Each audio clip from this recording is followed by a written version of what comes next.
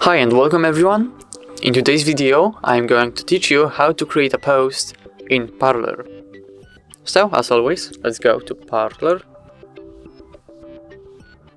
Okay, now as you can see in the bottom right corner there's this red button with a little plus sign on it. You just have to tap on it. In this input box you have to put in the content of your post. For example, hello. Now if you're ready, you can just simply click on submit in the bottom right corner to add your post. Wait for a short while and it's a success as soon it disappeared.